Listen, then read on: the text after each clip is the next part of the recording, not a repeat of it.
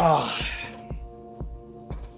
Thank you, Optimus. Hey there, folks! I'm Quint, and today we're going to be talking about DEADBOLT. Yes, I'm still keeping a Buster around, okay? Sue me! Now, this game's been out for quite a while, actually, releasing back in 2016 on Steam, and just recently, this past February, on the PS4. And since not a lot of people talk about it, which I'm kind of surprised about, I thought I'd go ahead and take a look at it.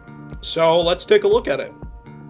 Created by the developer of Risk of Rain, Hopoo Games, DEADBOLT is a 2D Hitman-esque stealth shooter. I couldn't find much about the development, but according to an official blog post, the game was heavily inspired by the likes of John Wick. The developers just got tired of the Risk of Rain scene, and wanted a more single-player experience. Thus, DEADBOLT was made and released on March 14th, 2016.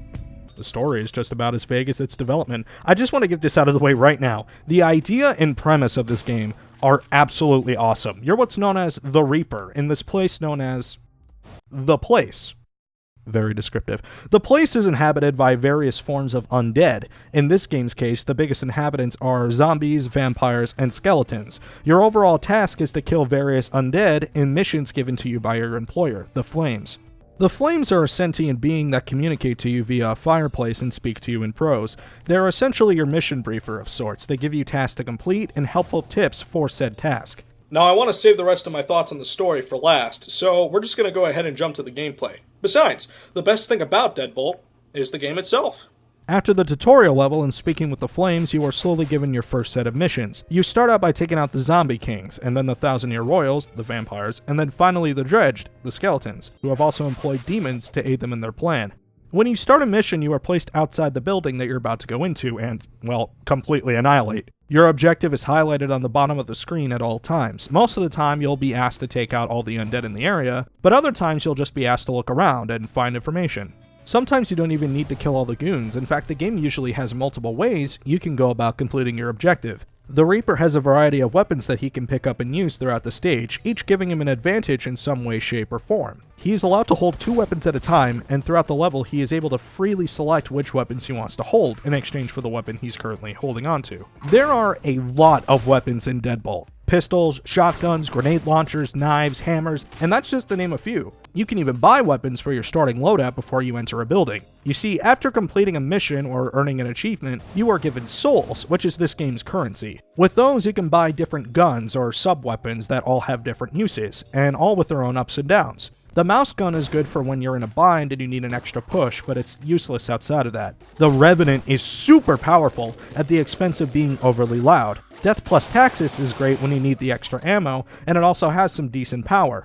My personal favorite weapon, though, has to be the crossbow. It kills anything in one hit, and you can go and pick the bolts back up if they happen to land in a spot you can reach them.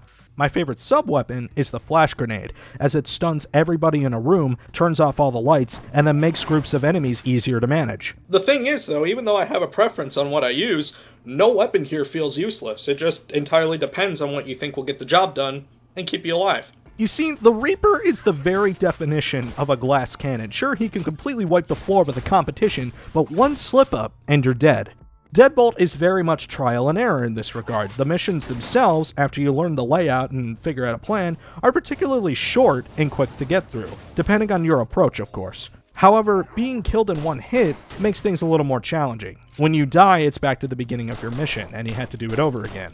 Now, while most might consider this a drawback, I think it's the game's biggest strength. It would be one thing if DEADBOLT was linear in how you had to approach a mission, but usually, every mission in DEADBOLT can be completed in more than one way. You're heavily encouraged to experiment with how you approach your mission. Do you want to go in guns blazing and shoot everything in sight? Or do you scout ahead and see if there's any other way to go about it apart from just entering the front door? Sure, the game heavily encourages a stealthy approach and thinking one step ahead, but it doesn't punish you at the same time if you say, screw it, and run in loud and fast. In some cases, the game will throw in certain gimmicks throughout the halfway and ending points of your mission sets. For example, with the Thousand-Year Royals, you have to kill these twin vampires at the same time. So you have to go through both buildings, take out the opposition, and kill both sisters quickly before the other is revived. In one of the Dredged missions, you have to traverse through a booby-trapped building and keep a close eye out for traps and hazards that might be in the way.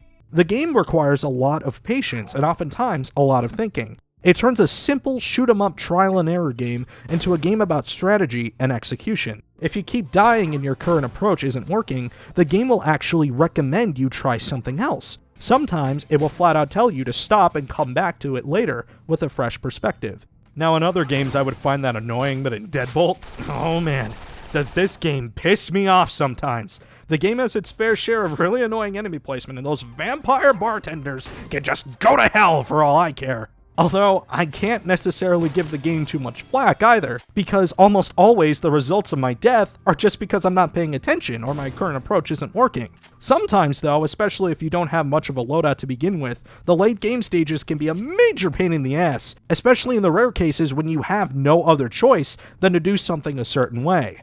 At the same time though, it's not necessarily the game's fault that you didn't think ahead. At the end of the day, so long as you're careful, you can get through the missions even with just your standard pistol. My only gripe with the gameplay is that, especially since it's as hard as it is, and it doesn't do a terrible amount to change things up, it might grow a little stale or get repetitive for some. For me personally though, I think the game is just the right length for what it offers. I clocked in at about 9 hours my first playthrough, and 6 my second. And man, this soundtrack, I don't think you could ask for a better score. It just gets me pumped every single time that I hear something come on.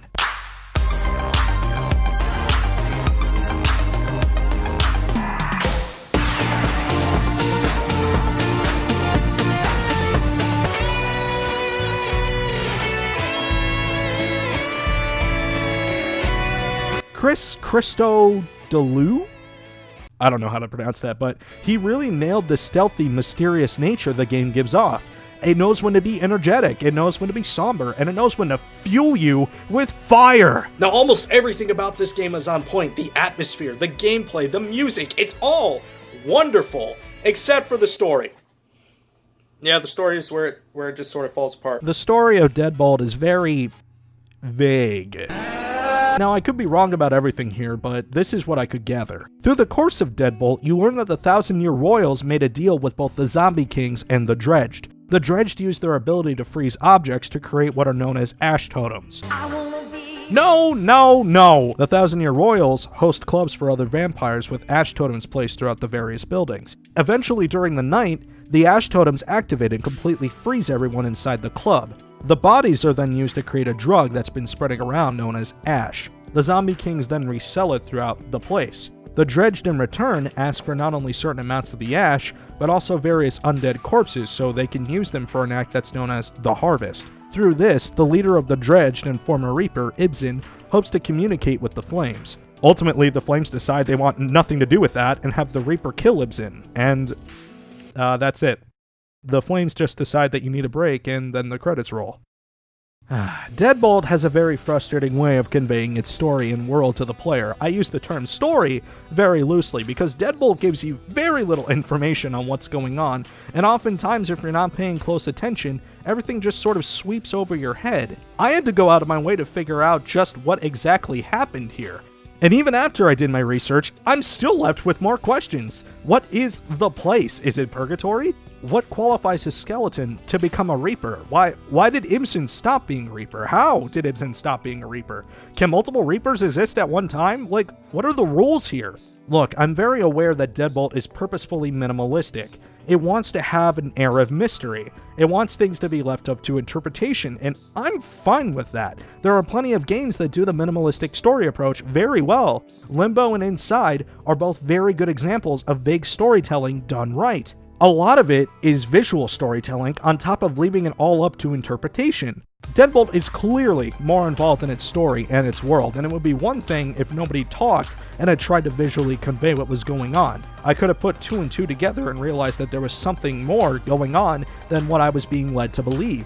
But here's the thing. The game has dialogue, the game has various instances of conversation, and it tries to have a narrative plot. If it was going to do that, then it should have been less cryptic and less hard to follow. I don't know. Am I alone on that front? Maybe I'm just an idiot and I wasn't paying attention, but I was trying very hard to follow the story and got nothing.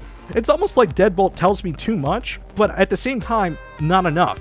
It does have cassette tapes from various undead for you to unlock and listen to, and it does kind of give you an idea of what the world's like. No one seems happy here, everybody hates it. It's a bleak and dull world that they all struggle to exist in. Ibsen in particular is very fascinating to me. He's obviously the most fleshed out character in this game. I want to know more about this guy, primarily because he interests me.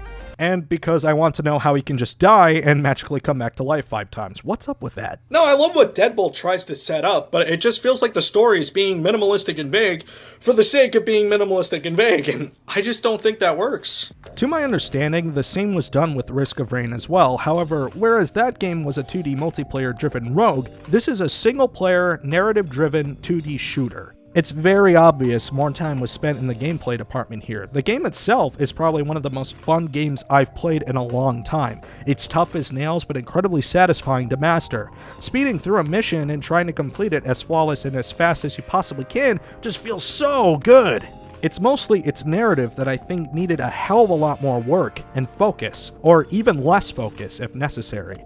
Deadbolt can be repetitive, but if you want a game that'll test your reflexes and make you think outside of the box, definitely pick it up. Again, the biggest strength of Deadbolt is the game itself, and while I don't think the story is that great, I do think the world that was created here is fascinating. I hope a sequel is made for this game in the future because I would really love to see more of this world, and maybe a more fleshed out narrative. I would recommend Deadbolt to those wanting a decently sized, kick-ass experience. It's a lot of fun. Now with that out of the way, I think it's time that we go ahead and go back into the world of Mega Man and take a look at the sequel to the original. Mega Man 2 is going to be next on my list. Hope you enjoyed this video, hope you subscribe, and yeah. I'm trying to wave with my Mega Buster, it's not working. Bye!